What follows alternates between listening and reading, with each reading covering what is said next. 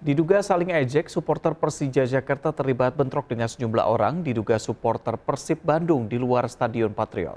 Chandra Bagja Kota Bekasi, Jawa Barat pada Minggu sore ini tentunya saling lempar batu dan kayu antara kedua kubu supporter ini. Sejumlah orang juga terluka dan langsung dilarikan ke rumah sakit.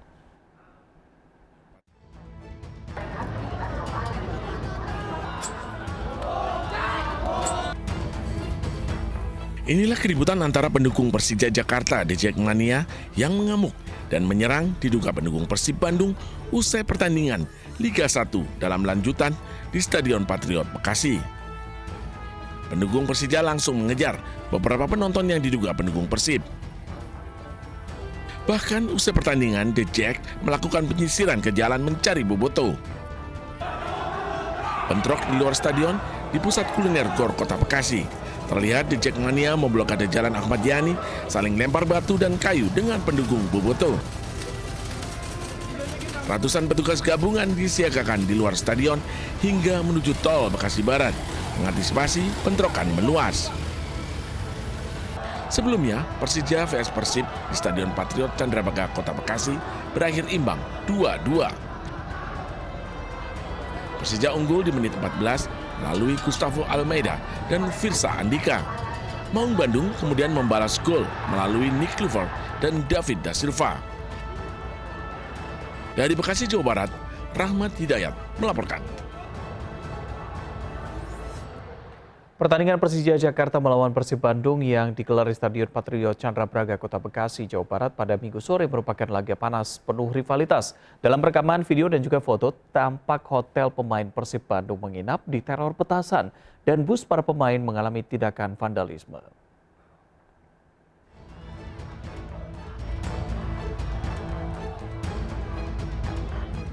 Ini rekaman video yang viral di media sosial.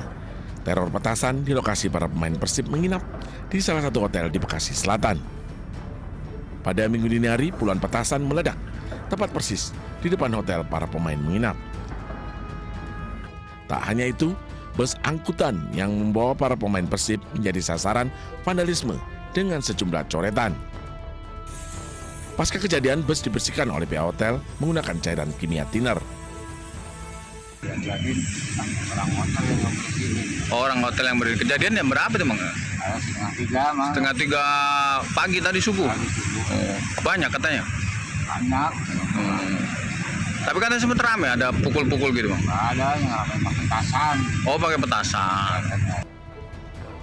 Diketahui Persib Bandung adalah rival abadi Persija Jakarta. Pertandingan kedua tim dijaga ketat oleh aparat keamanan dengan jumlah personal gabungan mencapai 2.500 lebih. Pemain Persib datang ke stadion menggunakan kendaraan rantis Barakuda. Dari Bekasi, Jawa Barat, Rahmat Hidayat melaporkan. Cegah bentrok antar supporter, polisi menghalau ratusan supporter Persib Pekalongan yang menggunakan sepeda motor di jalur Pantura Brebes Timur. Penyelenggara melarang supporter tim tamu menyaksikan pertandingan 8 besar Liga 4 Regional Jawa Tengah antara Persab Brebes kontra Persib Pekalongan. Namun ratusan supporter nekat datang.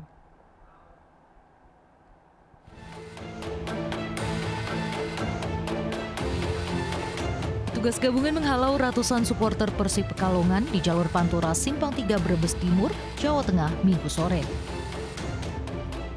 Mereka hendak menyaksikan pertandingan lanjutan 8 besar Liga 4 Regional Jawa Tengah yang mempertemukan Persib Pekalongan melawan tuan rumah Persab Brebes yang digelar di Stadion Karangbirahi Brebes. Akibatnya ratusan supporter dari Pekalongan yang menggunakan sepeda motor tidak bisa menyaksikan pertandingan tim kesayangannya. Mereka akhirnya memutar arah untuk kembali ke Pekalongan. Apalagi petugas kepolisian telah melakukan penyekatan di sejumlah titik pintu masuk dari Pantura, Jalan Lingkar Utara, dan di wilayah tengah Brebes yang berbatasan dengan Kabupaten Tegal serta ruas tol Pejagan Pemalang. Hal ini dilakukan pihak kepolisian untuk mematuhi aturan adanya larangan supporter tim tamu menyaksikan pertandingan sepak bola di kandang lawan sebagai antisipasi bentrok antar supporter. Dilakukan penyekatan tujuannya adalah menjamin keselamatan daripada seluruh supporter, seluruh daripada pemain, ofisial dan lain sebagainya, sesuai dengan kesepakatan bahwa memang untuk pertandingan ini tidak melibatkan penonton daripada tim tamu. Pertandingan antara Persab Brebes dan Persib Pekalongan ini berakhir imbang 1-1. Usai pertandingan, para pemain dan ofisial tim tamu dari Persib Pekalongan yang akan keluar stadion dikawal ketat polisi untuk menghindari adanya aksi pelemparan benda seperti botol mineral. Para pemain Persib juga dievakuasi petugas dengan menggunakan truk Dalmas yang dikawal pasukan Brimob saat keluar stadion. Dari Brebes, Jawa Tengah, Yunibar Surya melaporkan. Tanggal 14 Februari bertepatan dengan perayaan Hari Valentine, sutradara Hanung Bramantyo berkolaborasi dengan Agus Nur, Yanti Airlangga, dan sejumlah seniman lainnya menggelar drama musikal sinematik City of Love di JICC Senayan, Jakarta Pusat.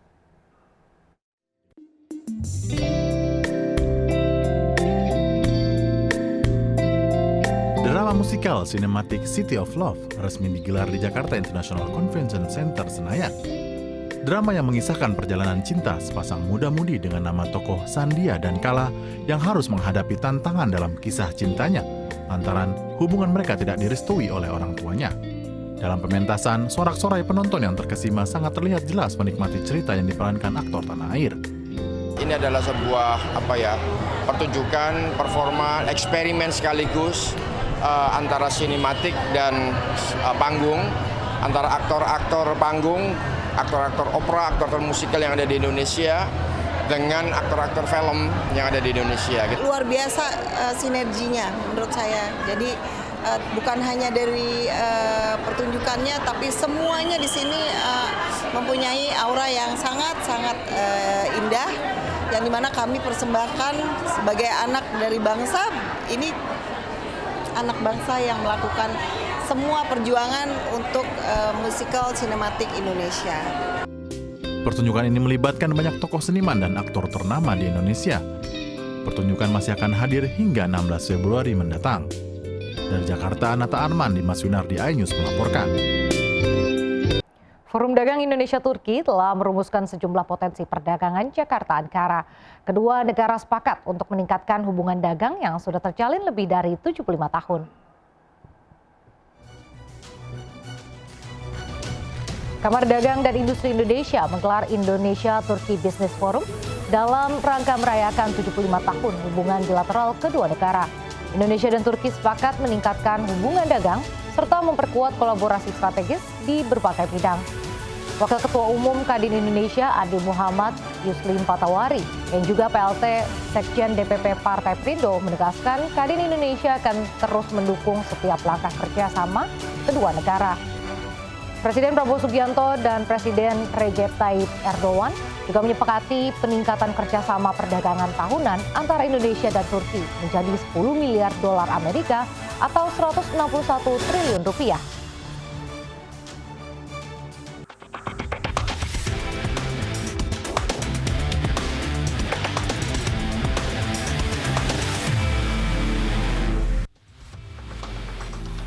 Berita pertama sergap. Nih, buat ente pengusaha elektronik, khususnya laptop dan handphone, waspada. Ame kawanan rampok lintas provinsi. Gak tanggung-tanggung, cuma dari 2 lokasi berbeda, 6 pelaku pencurian spesialis toko elektronik ini berhasil menggasak ratusan laptop dan handphone senilai miliaran rupiah.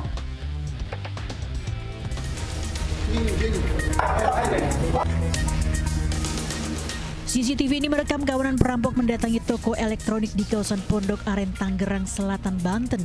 Kelima pelaku ini berusaha membobol pintu toko, namun beruntung pemilik toko berhasil menggagalkan aksi pencurian tersebut. Usai dilakukan penelusuran, tim unit 4 Sudik Prasmo Polda Metro Jaya berhasil menangkap 6 pelaku di 2 lokasi berbeda. 2 pelaku berperan sebagai penada dan eksekutor berinisial I dan M ditangkap di kawasan Tambun, Bekasi, Jawa Barat. Sedangkan 4 pelaku lainnya ditangkap di Kabupaten Blitar, Jawa Timur. Dari 2 lokasi berbeda, kawanan pencuri ini berhasil menggasak ratusan laptop dan handphone senilai miliaran rupiah. Selain menangkap para pelaku, polisi juga menyita sejumlah barang bukti, diantaranya 1 buah gunting baja, 2 buah linggis, 63 unit HP, dan 27 unit tablet. 6 pelaku spesialis pencurian elektronik lintas provinsi di wilayah Jawa Timur. Dari ke-6 pelaku tersebut, mereka berhasil melakukan pencurian dengan total jumlah kurang lebih 150 unit laptop dan 90 unit handphone. Kini para pelaku telah ditahan di Mapolda Metro Jaya untuk menjalani pemeriksaan intensif. Dari Jakarta, Helmi Sejangbati, iNews melaporkan. Gak ada hujan, gak ada angin. Tahu-tahu ada orang gak dikenal di Denpasar, Bali, main serang warga yang lagi belanja di warung. Satu orang tewas karena ditikam pelaku. Orang kayak gini nih, gak boleh dibiarin berkeliaran. Bahaya, harus segera ditangkap nih.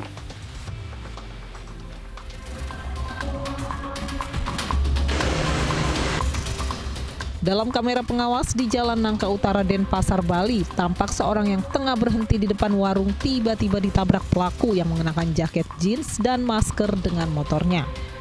Korban DW 19 tahun juga dipukuli pelaku dan dikejar. Beruntung penjaga warung melerai dan meminta korban bersembunyi di warungnya. Korban tidak mengenali pelaku. Tak berselang lama, pelaku kembali dan kali ini menganiaya seorang pembeli lain dengan senjata tajam. Korban bernama KP, 31 tahun, awalnya datang bersama temannya WWA 33 tahun untuk membeli minuman. Tiba di warung, pelaku menghampiri korban. Saat diajak berbincang, pelaku menikam korban KP. Korban segera dilarikan rekannya ke rumah sakit, namun nyawanya tak tertolong. Enggak pas tugas ya. Tapi kalau tokonya itu memang 24 jam, Pak? Kurang tahu, Pak. Setahu saya kemungkinan sampai antara jam itu dan malam itu, antara jam 1 jam 2-an itu, Pak. Memang bukan sampai malam gitu? Ya. Polisi telah memeriksa sejumlah saksi dan memburu pelaku. Dari Denpasar, Indira Ari melaporkan. Pemirsa, ini kisah anak durhaka. Ada anak tega membakar rumah sampai bikin ayahnya luka bakar sekujur tubuh. Yang bikin dia sampai begitu juga nggak masuk akal. Pelaku marah gara-gara nggak dibeliin HP. Nggak cuma itu, pelaku juga nuduh ayah dan ibu sambungnya bikin guna-guna sampai dagangan satenya nggak laku. Anak macam apa ini?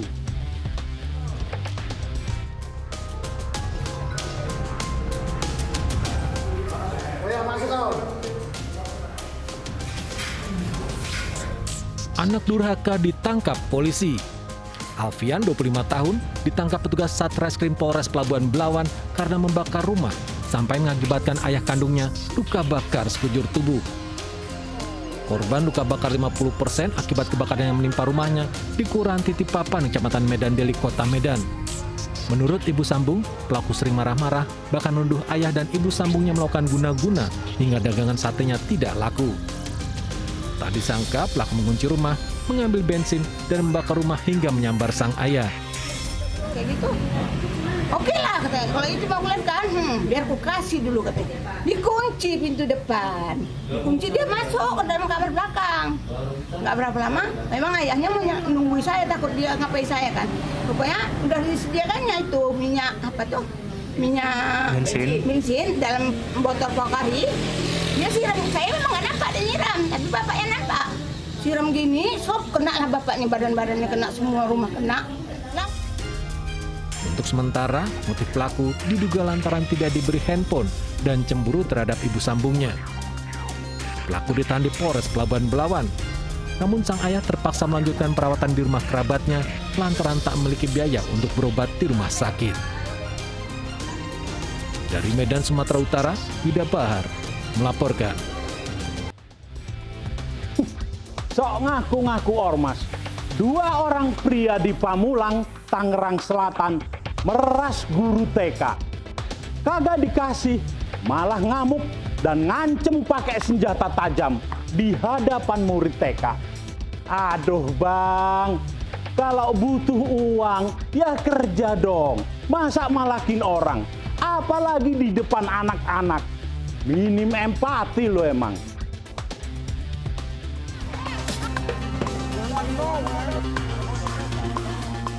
Dua orang pria yang mengaku anggota sebuah ormas tiba-tiba mendatangi rombongan TK yang tengah berlatih marching band di Pamulang, Tangerang. Mereka memeras pihak TK dengan alasan latihan tanpa izin. Suasana semakin tegang saat salah satu pelaku mengancam menggunakan senjata tajam karena uang yang diminta tidak diberi. Kedua pelaku juga merusak alat latihan marching band para siswa TK. Pas datang, saya udah di pojok lah, kayak dipojokin. Nah, tiba-tiba saya diserampang atau ditampar gitu. Set, tak, kena ini saya dagu saya langsung gini. Nah, itu saya ditampar sama yang pemuda parkir itu. Dan yang kedua, yang temannya itu yang pemuda Pancasila itu maju. Nah, maju dia itu awalnya tuh saya diginiin. Saya udah bilang, "Bang, sabar dulu, Bang, sabar, Bung."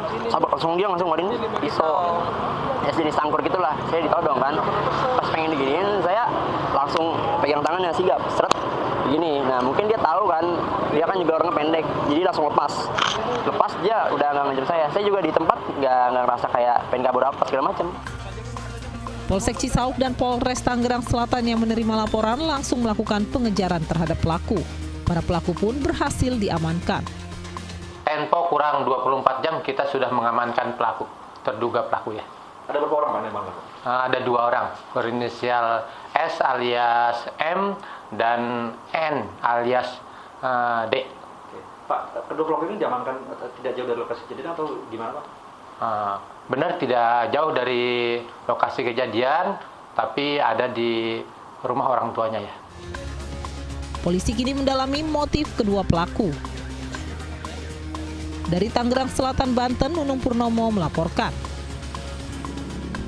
Pemirsa, jangan percaya deh sama iming-iming bantuan duit dari orang kagak dikenal.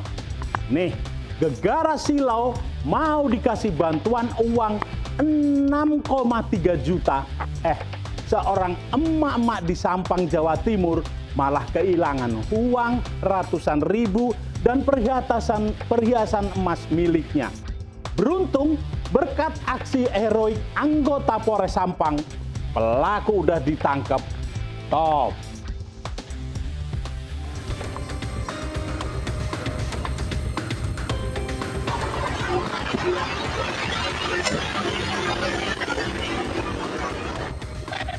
Hendak membeli jajanan keliling, seorang pelaku penipuan ini tiba-tiba dipergoki polisi. Aksi heroik Brigadir Nor Wahid Rusdianto, anggota Polres Sampang yang mengejar pelaku Joni, terjadi di Desa Pengungsian, Torjun, Kabupaten Sampang, Madura, Jawa Timur. Sebelumnya, aksi pelaku juga terekam CCTV saat beraksi merayu korban berinisial SB. Korban yang sedang menunggu bus untuk pergi ke Surabaya, tiba-tiba didatangi pelaku. Pelaku kemudian mengiming-imingi korban akan mendapatkan bantuan uang sebesar Rp6.300.000.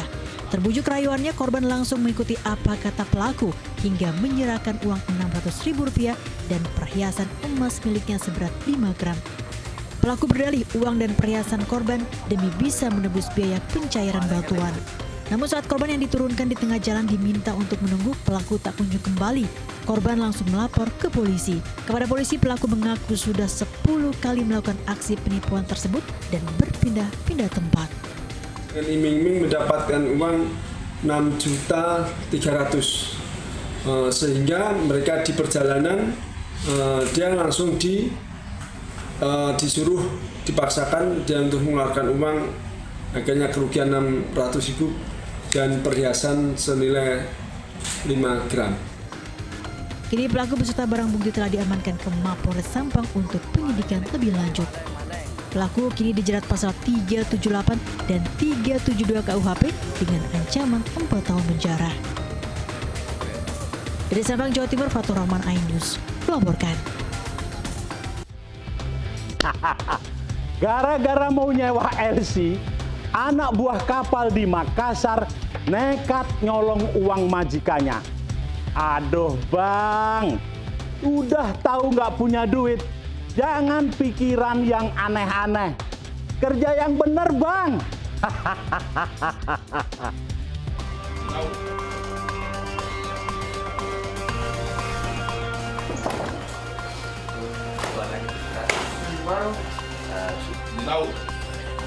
Terus uangnya di mana? Peristiwa bermula saat Sandi, pemilik kapal, melapor ke Polsek Pautere Makassar bahwa uangnya sebesar Rp16 juta telah dicuri. Korban sejak awal sudah mencurigai salah satu anak buah kapalnya, yakni Gufron Arianto. Polisi pun langsung memeriksa pelaku. Usai diperiksa, pelaku mengaku telah menggunakan uang tersebut salah satunya untuk menyewa pemandu karaoke atau LC dan hanya tersisa Rp300.000.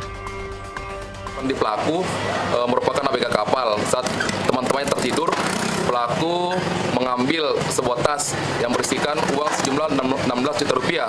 Kemudian di hari yang sama, pelaku menggunakan uang tersebut.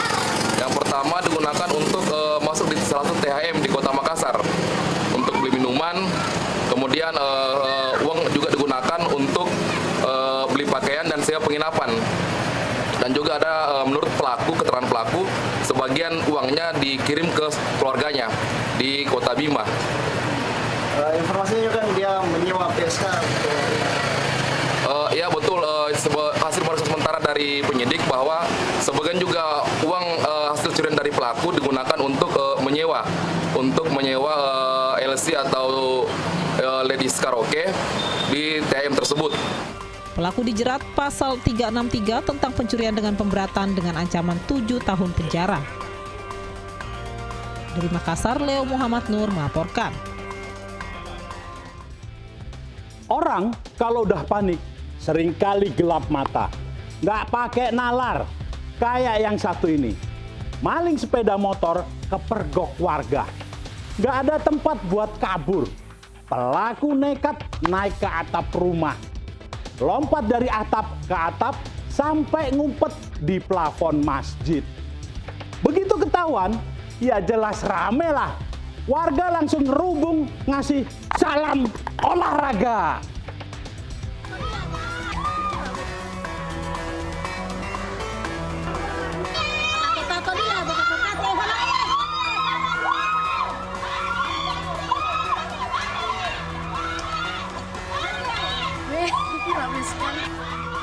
Warga berteriak-teriak melihat seorang pelaku pencuri sepeda motor melarikan diri melompati atap-atap rumah.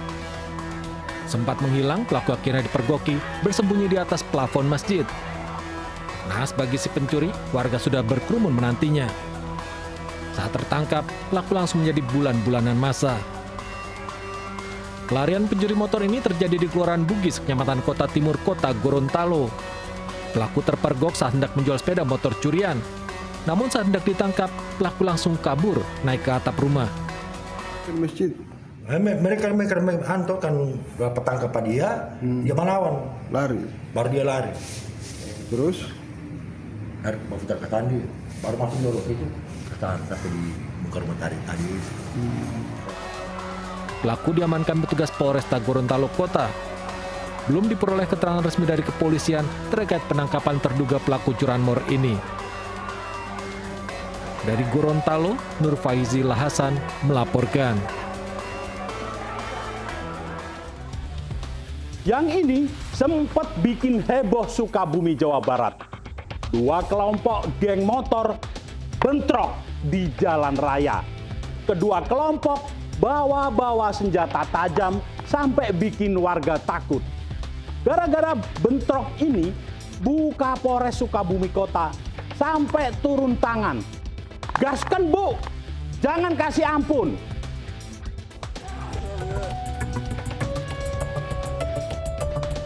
Ya, anak briges lari, anak ayo alek kak, naik. Ributan ini terjadi di Jalan Ahmad Yani, kawasan Cikole, jalan utama Kota Sukabumi, Jawa Barat.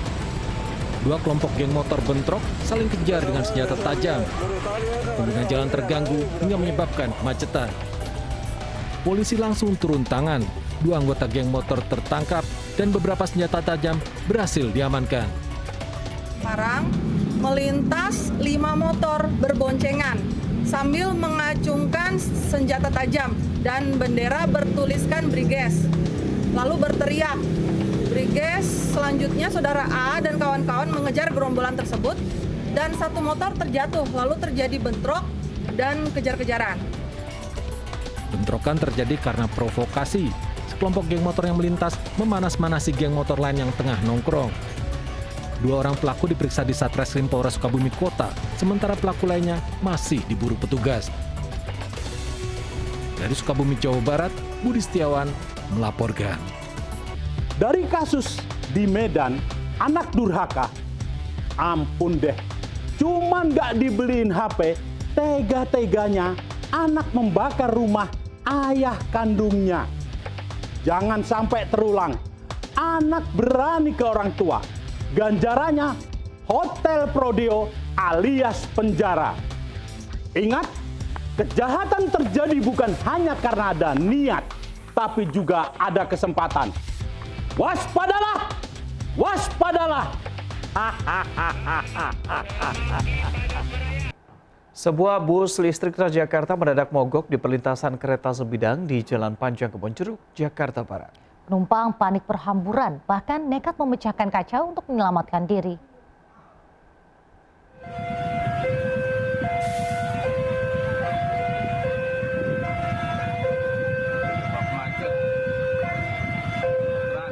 Kepanikan penumpang bus Transjakarta terekam kamera video amatir.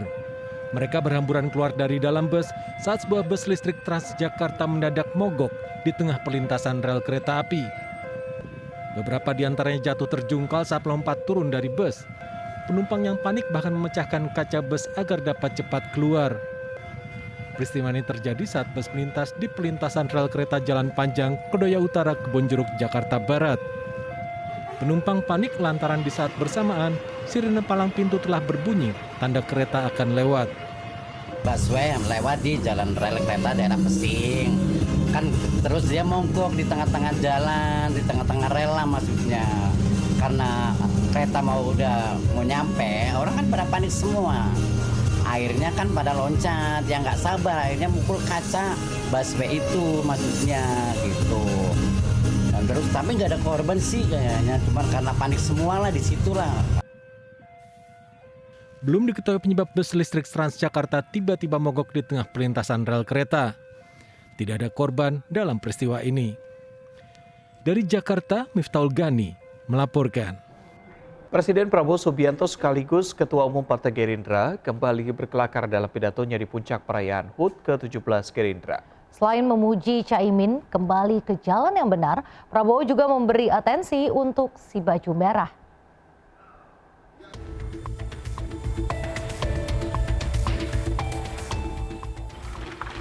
Dan pimpinan partai politik dari semua spektrum hadir, termasuk yang baju merah. Di hadapan ribuan tamu undangan, Presiden Prabowo mengapresiasi seluruh partai politik hadir di HUT ke-17 Partai Gerindra, termasuk baju merah Sabtu kemarin. Prabowo juga menyindir Ketua Umum PKB Muhaimin Iskandar telah kembali ke jalan yang benar. Partai Kebangkitan Bangsa Saudara Abdul Muhaimin Iskandar. Terima kasih sudah kembali ke jalan yang benar. Pada awal pidato politiknya, Prabowo juga membeberkan capaian 100 hari kerja kabinet pemerintahannya, mulai dari keberhasilan menurunkan biaya haji dan tiket pesawat sebagai bukti pelayanan pada masyarakat, hingga progres makan bergizi gratis yang ditargetkan mencapai 6 juta penerima pada Juli 2026 datang. Prabowo juga menegaskan dirinya tidak ingin maju kembali di Pilpres 2029 jika program-programnya selama 5 tahun tidak berhasil. Kalau program-program saya tidak berhasil, tidak perlu saudara calonkan saya terus. Saya kalau mengecewakan kepentingan rakyat, saya malu untuk maju lagi. Sementara menurut pengamat politik Henry Satrio, pernyataan Prabowo tersebut dinilai bagus di tengah ramainya konsolidasi kekuasaan. Ini para penguasa sedang melakukan konsolidasi kekuasaan, rakyat agak minggir sedikit lah. Tapi kemudian Pak Prabowo menyatakan bagus banget tuh. Kalau saya mengecewakan rakyat, tolong saya jangan dicalonkan lagi. Sebetulnya sih begini ya, kalau Pak Prabowo sadar bahwa dirinya mengecewakan rakyat, ya dia tolak aja pencalonan di 2029 itu. Tapi kalau kita lihat kondisi perpolitikan hari ini, ya memang tinggal Pak Prabowo yang bisa dimajukan oleh atau diajukan oleh Gerindra dan koalisi Merah Putih Plus gitu. Karena menurut saya belum ada calon per hari ini yang bisa menyaingi elektabilitas Pak Prabowo, apalagi Pak Jokowi per hari ini juga masih memiliki fans base yang besar sekali. Gitu. Jadi Prabowo juga mengklaim akan ada 15 mega proyek bernilai miliaran dolar Amerika Serikat pada 2025 yang akan berjalan tanpa investasi asing. Prabowo dan koalisi Kim Plus juga berkomitmen untuk melaksanakan janji-janji masa kampanye hingga 2029 mendatang. Dari Bogor, Jawa Barat, Camar Henda, Dias Triawan, iNews melaporkan. Pemirsa, Presiden Prabowo Subianto memanggil seluruh Ketua Umum Koalisi Indonesia Maju atau Kim Plus ke Hambalang. Pertemuan dilakukan sebagai ajang silaturahmi antar elit parpol dan wacana membentuk koalisi permanen atau Kim Plus permanen. Presiden Prabowo Subianto mengumpulkan para ketua umum yang menjadi koalisi pemerintahannya, Koalisi Indonesia Maju atau Kim Plus di Hambalang, Bogor, Jawa Barat. Pertemuan tersebut merupakan silaturahmi para ketua umum parpol koalisi dengan Prabowo. Tak hanya mengundang para ketua umum parpol Kim Plus saja, para pengurus partai dan anggota fraksi masing-masing partai pendukung turut diundang untuk mendengar langsung arahan Prabowo terkait kebijakan pemerintahan Prabowo Gibran. Prabowo Subianto menawarkan kepada partai-partai yang tergabung dalam Kim Plus untuk menjadi koalisi permanen. Hal ini dibenarkan beberapa peserta ajang silaturahmi Kim Plus. Tadi sempat disebutkan akan ada koalisi permanen, Pak, untuk Nah, udah koalisi permanen, betul. kamera sampai 2029 itu ya, Pak? Sampai 2024 sampai 2029. Oke. Bahkan tadi beliau angkat soal koalisi permanen. Kalau bisa, ini juga bisa menjelma menjadi koalisi permanen. Itu aja sih intinya. Dukungan ada dukungan soal dia mau dicalonkan lagi tahun 2029. Tadi malah nggak dibahas soal itu. Menurut pengamat politik Adi Prayitno, pertemuan elit politik di Hambalang, Jawa Barat adalah usulan Prabowo dalam rangka konsolidasi koalisi Partai Gerindra dengan Kim Plus semakin kuat. Saya kira ada dua hal terkait dengan wacana koalisi permanen yang disampaikan oleh Prabowo Subianto. Pertama, Prabowo Subianto itu ingin memastikan bahwa partai-partai pendukungnya yang tergabung dalam Kim dan Kim Plus. Kenapa disebut dengan Kim Plus? Karena ada partai yang kalah pilpres seperti PKB, PKS, dan Nasdem bergabung dengan Prabowo. Ini dipastikan selama 5 tahun yang akan datang sampai 2029, partai-partai pendukungnya ini solid, kemudian tegak lurus, dan yang paling penting adalah mensupport secara penuh bagaimana kebijakan-kebijakan Prabowo Subianto yang pro rakyat seperti makan bergizi gratis. Gerindra melalui Wakil Ketua Umum Sugiono mengatakan usulan koalisi Kim permanen demi terciptanya kesejukan dan kerukunan dalam berpolitik. Dari Bogor, Jawa Barat, salam rahmat, Dias Triawan, iNews melaporkan. Coba fitur dengarkan berita di News Plus aplikasi RCTI Plus. Lama dinanti akhirnya Kepala Desa Kehot Arsin bin Asip muncul ke muka publik. Seolah tak berhenti membuat kontroversi, Arsin kembali mengungkapkan nama baru yang disebutnya berperan penting dalam penerbitan SHGB dan SHM kawasan pakai laut Kabupaten Tangerang.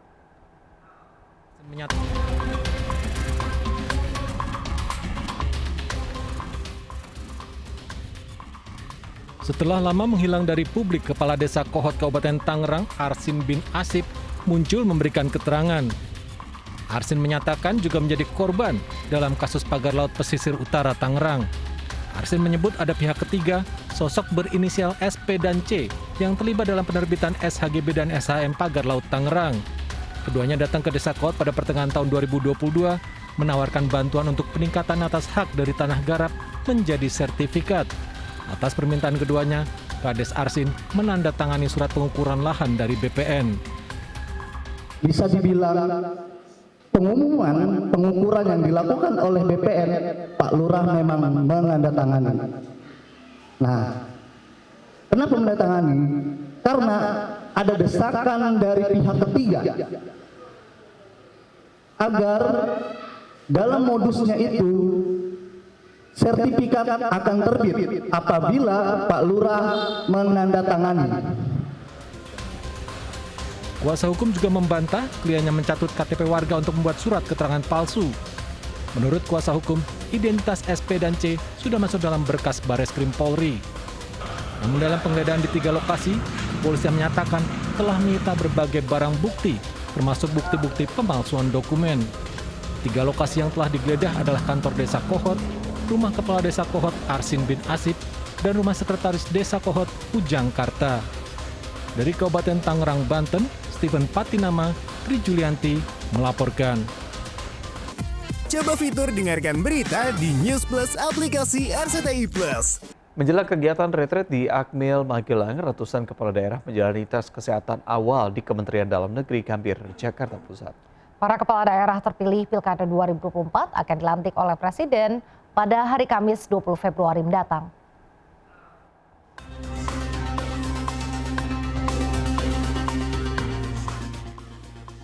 Ratusan kepala daerah mendatangi kantor Kemendagri Jakarta Pusat pada hari Minggu. Mereka menjalani tes kesehatan sebelum dilantik pada hari Kamis mendatang. Pemeriksaan kesehatan yang dilakukan disebut sangat mendasar. Hanya sebatas observasi, pemeriksaan tensi atau tekanan darah, dan pemeriksaan sampel darah.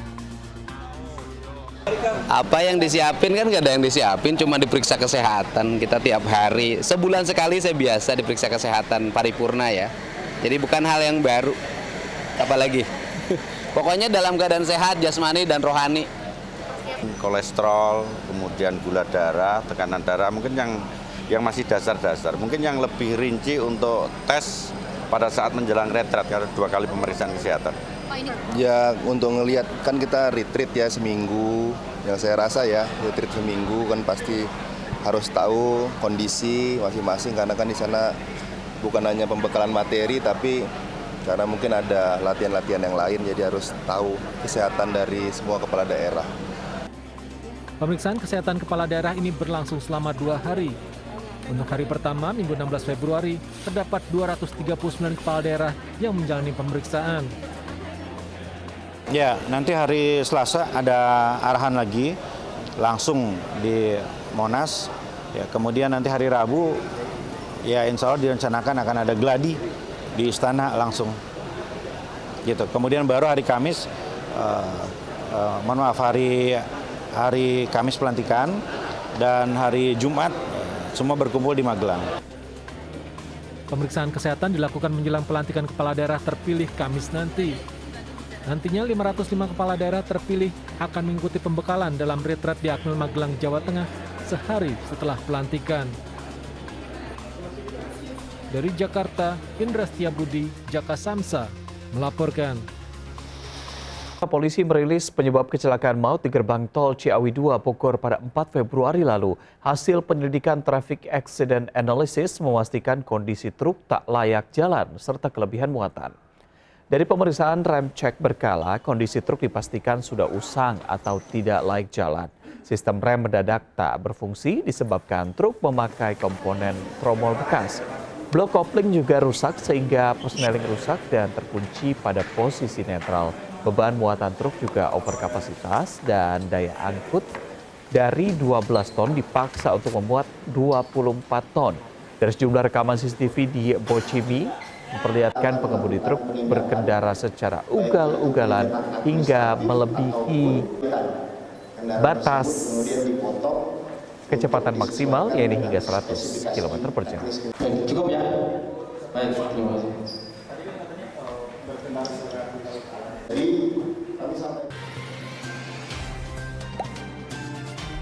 Dengarkan berita bersuara.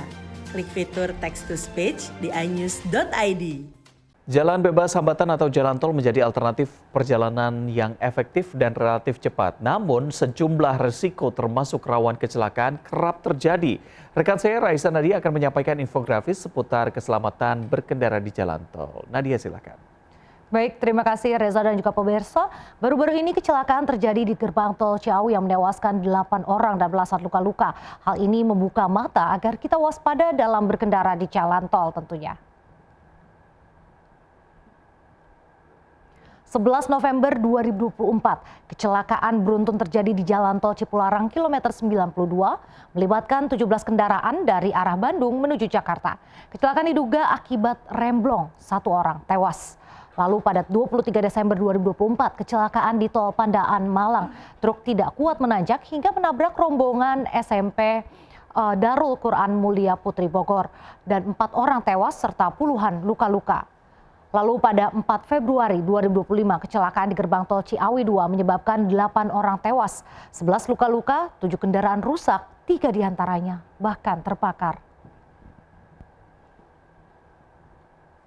Kecelakaan gerbang tol Ciawi 2 penyebab pasti masih dalam penyelidikan. Namun ada 3 hal penyebabnya. Pertama, faktor pengemudi, lalu faktor kendaraan, dan yang ketiga, faktor lingkungan serta infrastruktur. Dalam beberapa kasus, terutama remblong, menjadi hal yang umum terjadi. Namun ternyata faktor pengemudi menjadi penyebab yang dominan. Pengemudi mengantuk atau kelelahan juga kurang konsentrasi. Dan pemirsa, berikut tips berkendara di jalan tol. Sebelum jalan, sempatkan waktu untuk mengecek seluruh kondisi mobil, mulai dari lampu, ban, dan juga rem. Kemudian, pastikan saldo elektronik cukup. Jaga jarak aman, terlebih dengan bus dan juga truk. Dan terakhir, jaga kondisi Anda dalam berkendara. Jika lelah, maka istirahat. Selain faktor-faktor di atas, tentunya banyak lagi sistem dan juga aturan yang harus diperbaiki serta ditinjau kembali. Sejumlah elemen penting, Jasara Harja, Kementerian Perhubungan, Kementerian PUPR, Korlantas, Jasa Marga, dan pengemudi kendaraan sendiri harus secara bersama-sama meminimalisir kecelakaan. Itu dia tadi, kita kembali ke Reza.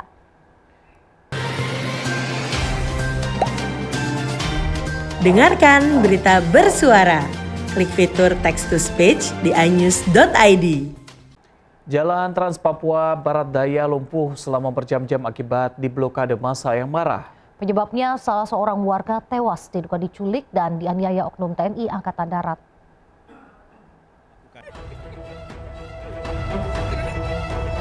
Wakapolda Papua Barat Daya, Kombes Pol Semi Ronitaba, bernegosiasi langsung kepada massa yang menutup jalan dengan melakukan pembakaran. Meski berjalan alot, warga akhirnya memadamkan api dan membuka kembali akses jalan Trans Papua Barat Daya yang sempat lumpuh selama 9 jam. Antrean kendaraan yang mengular akhirnya bisa melintas.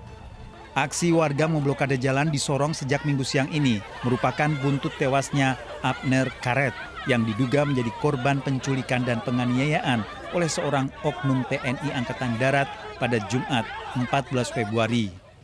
Dampak dari kejadian awal itu kan pemalangan ini juga menimbulkan korban masyarakat juga. Jadi pihak keluarga yang sebagian yang memalang ini kan mereka tidak, mungkin karena sedang marah, sedang kecewa, ya akhirnya mereka palang jalan. Tapi dampaknya ini kan kepada masyarakat yang lain. Mereka yang dari Maitrap, dari Sorong Kota, dari Sorong Selatan maupun Kota Sorong hari ini tidak bisa berangkat mereka. Kemeriahan Cap Gomeh 2025 berlangsung di Kota Bogor, Jawa Barat. Masyarakat sangat antusias dan memadati jalan raya untuk menyaksikan parade Cap Gomeh di Tahun Ular Kayu.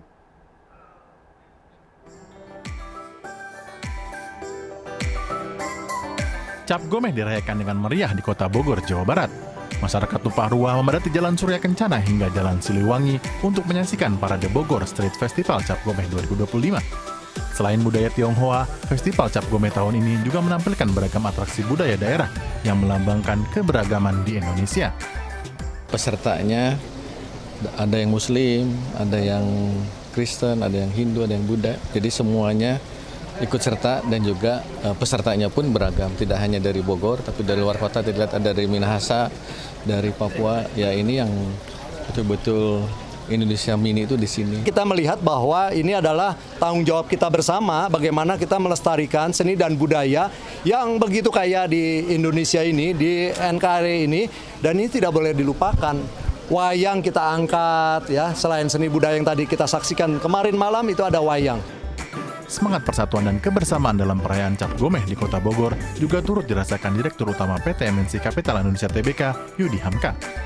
Atas nama MNC Group dan juga MNC Financial Services ya, kami sangat merasa terhormat, berterima kasih sekali bisa bersinergi dengan Panorama Group untuk mendukung acara Pesta Budaya Rakyat. Saya kira Indonesia ini sangat kaya dengan budaya, sangat kaya dengan keberagaman. Mudah-mudahan itu menjadi satu tonggak pemersatu bangsa kita semua. Cap Gomeh di Kota Bogor menjadi salah satu festival yang menyatukan elemen budaya, seni, dan etnis keagamaan yang ada di Indonesia. Ajang ini juga diharapkan dapat menjadi daya tarik wisata di Kota Bogor. Dari Bogor, Jawa Barat, Wenda Nura, Indra Purnama, iNews melaporkan. Pemirsa, restoran Padang Sederhana terus melakukan ekspansi hingga saat ini. Ditandai dengan resmi dibukanya outlet baru Rumah Makan Padang di kawasan Mall Jakarta Pusat.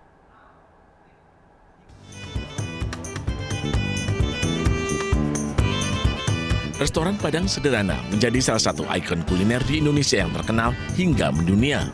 Berdiri sejak 1972, hasil kerja keras pendiri dan pemilik restoran Padang Sederhana, Mustamam.